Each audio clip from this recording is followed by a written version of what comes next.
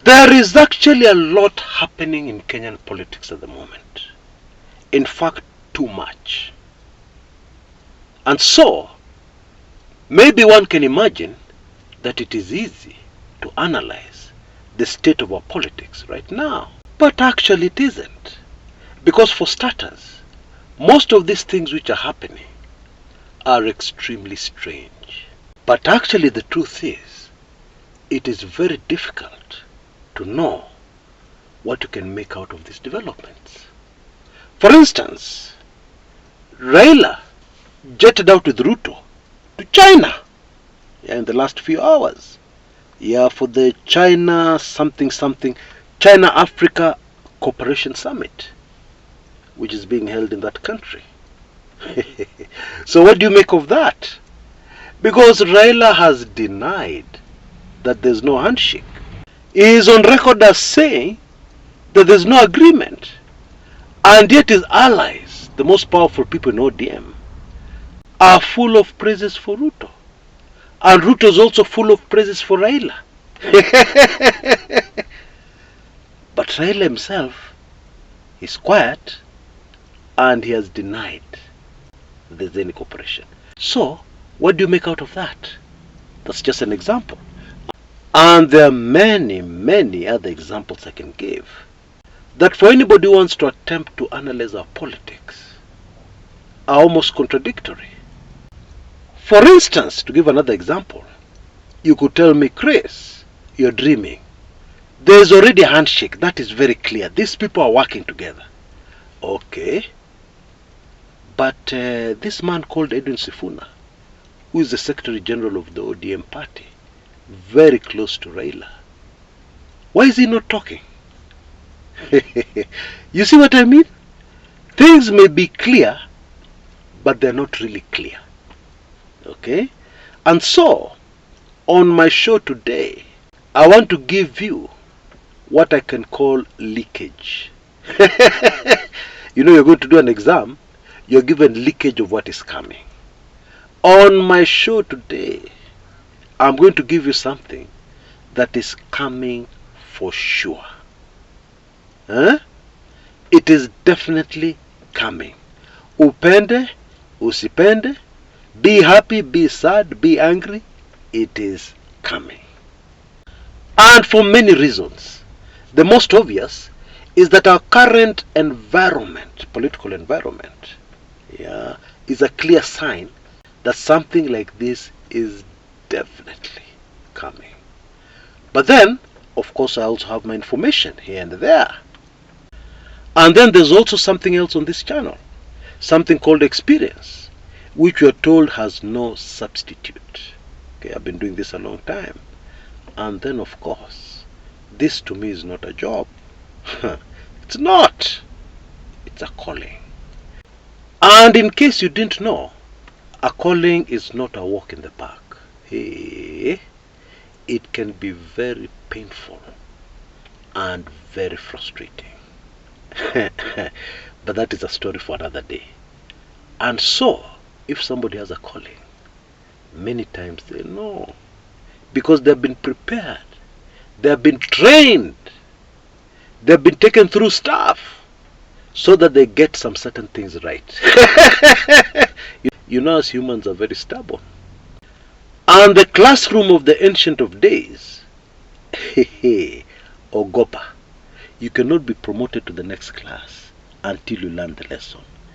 And sometimes it can take you 50 years in standard 1. And the rules of the ancient of days, huyu mtoto haendi standard 2 mpaka ashike hii kitu. So for 50 years you're in standard 1. True story. Anyway, what is this thing that is coming? Let me illustrate it in a way that we will all get it. In my younger days, I used to play a game called rugby. A very beautiful game. And I too love that beautiful game that we all know. But even rugby is a beautiful game, because it teaches you many things. It educates you. It gives you discipline. in many aspects of life. And it even teaches you about life, what life is all about. Now in the game of rugby, we have somebody called a blind side winger. Okay? I'm talking politics also. We have somebody called a blind side winger. And as the name suggests, you never see them coming. In fact, in most instances, you see them when they're scoring. A try! Others before that, you have not seen them. You had no idea they were coming. You know, also for those who drive vehicles, there is the blind side of the driver, where most motorbikes, bodabodas, like to pass.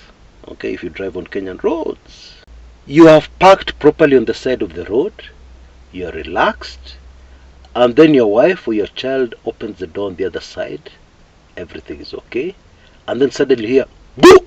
And somebody's flying through the air. That is a boda coming on the wrong side, on the blind side. You were not expecting it. And that's why if you drive on Kenyan roads, always keep a very close, wary look on your blind side. There's bound to be a boda there doing something funny. It's normal in Kenya. Sad, but normal. And so in a game of rugby, the ball comes out and everybody's attention is on the right side. Everybody's looking there. Everybody's tensing what is going to happen there. And then suddenly the person holding the ball throws it into the air. It looks like a mistake because it seems there's nobody there. And then suddenly somebody catches that ball at very high speed, coming in from the blind side. And this guy is breaking all speed limits. And before you can finish saying Allah, they have scored in the middle of the posts. It's a try. Now, in case you don't believe me, let me remind you, it has already happened. Yeah, but this was just a dry run. It was just a small test run. The real thing is coming. How has it happened before, Kumekucha? Well, you remember the time when the UDA chaps were giving us the usual nonsense. Everything looked okay for the Ruto presidency. Yeah. The opposition could talk. People could say what they wanted to say. But they were still doing their thing confidently.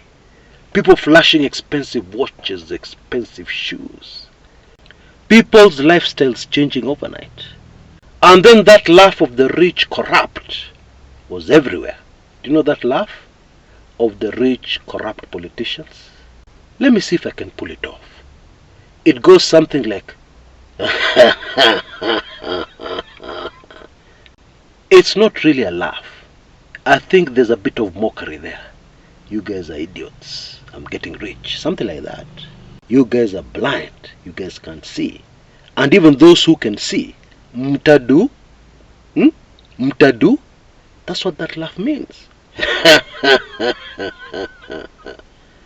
Hey, you will remember when all that was going on, suddenly there was a Gen Z revolution. Allah. I thought these are the young kids, they were not interested in politics. Huh? What's going on here? Who is financing them? Who is their leader? Who is behind them? There must be somebody behind them. There must be some. Raila must be involved with this thing. This is an ODM thing, etc., etc. That was a blindside move. The Ruto government was blindsided. And I dare add, we were all blindsided. We didn't see that one coming. Nobody did. No single analyst saw that one coming. Even those who claim to be able to predict the future and are right sometimes, none of them saw it coming. Nobody sees a good blindside move. Nobody. But my friends, this is exactly what is coming. Brace yourself for it. Okay? I know that the last time it happened, the Gen Zs did not score. They were stopped on time. However, This time round, I assure you, they will score whoever they are. Yeah, and it will be a blind-side move. Everybody will be blindsided. Now I want us to look at two suspects, two groups of people, or two people who could be the ones who pull off this blindside move. Suspect number one, the Gen Zs. Yeah. I know most people are saying, hiyo kitu kusha maneno. I don't agree. If you observe the Kenyan political scene carefully, you will notice that the Gen Z water sufuria has stopped boiling at high temperature. However, it is still on the fire, and the water is still getting hotter by the day. The exposés, especially on the way money is stolen by funds being allocated to a project that is launched but never started. Yeah, and that money just vanishes into thin air. The money which was supposed to do work, after that financial year, no work has been done, and the money is nowhere to be seen. That has been exposed in a way it has never been exposed in Kenya before. Before a storm comes, a very serious storm, it is usually very calm and quiet. And you could easily be fooled into believing nothing is coming. Yeah, only for you to be caught in the storm. Even a lion, before it attacks, it never ever roars. Never ever. It is so quiet. And then suddenly, it attacks. That is the nature of this life. Suspect number two, odious debt. So you know the man, Jimmy Odious Debt Wanjigi. You know him very well, and you know what he has been saying. Now, it is super fascinating that the Gen Z revolution in Kenya affected many other countries. Isn't that true? What Jimmy Wanjigi is attempting to do,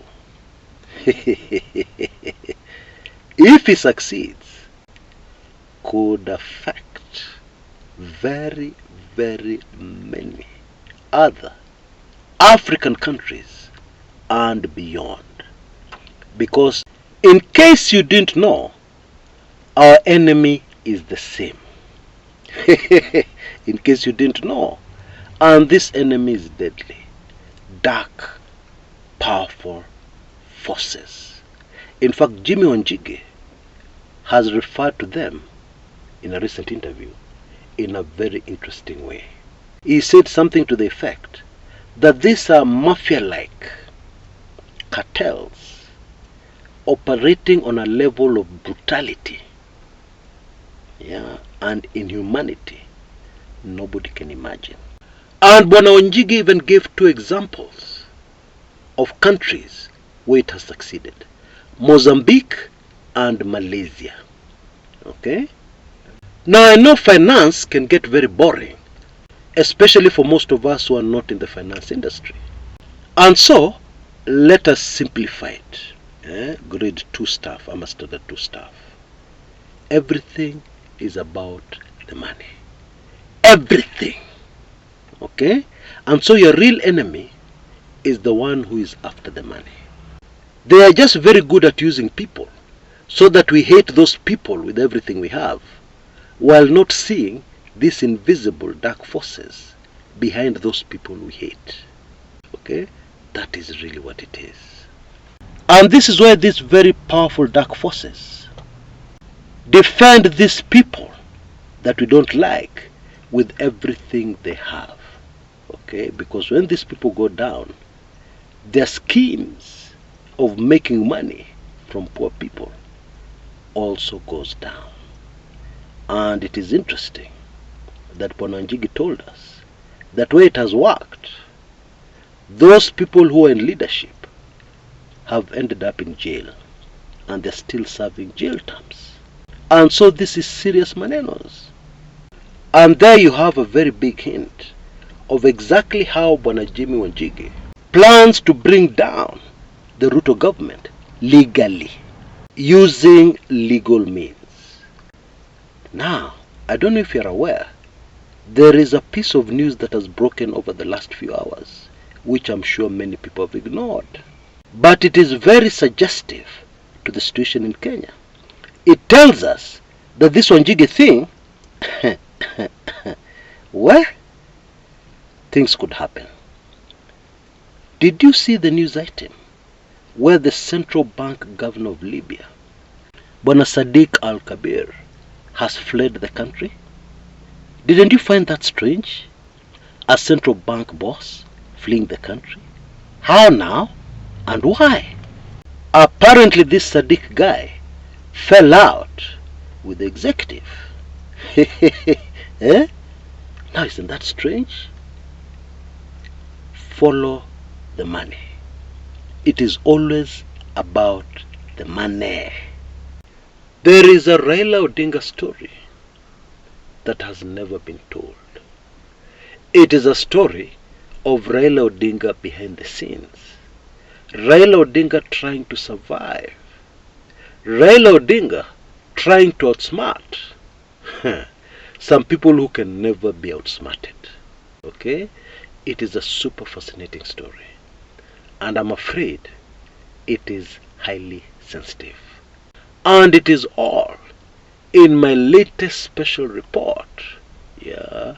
Raila and the biggest decoy in Kenyan political history. It is very fascinating, this story. And one of the reasons it rings true, yeah, in case you don't trust me, and the research I usually do, and the exposés under my belt over the years, to be exact 20 years, 2 decades, when we reach the month of May next year. One of the major reasons why this Raila story rings true, even if you're not familiar with the Kumekucha brand, is that it neatly explains a lot of very strange, bizarre things that have been happening in our country since last year. And not only that, it gives you a clear view of what to expect very shortly. I'm afraid not good things. But fortunately, very, very fortunately, every dark cloud also has a silver lining. It is all there in my special report. Now you can see details on your screens right now. For only Kenya shillings 2,999 or $24 only, you can have this information that will make things so clear to you that there will no longer be any confusion when you're analyzing Kenyan politics. And neither will there be any confusion when you're trying to predict what is going to unfold shortly. Now, I need only 20 people. This is not the kind of information, unfortunately, that can be distributed widely, yeah, for obvious reasons. And I'm almost at that number. So please rush, take full advantage of this offer right now, and make sure you squeeze yourself into that group that ends up with this super sensitive info. Until next time, this is Chris Kumekucha.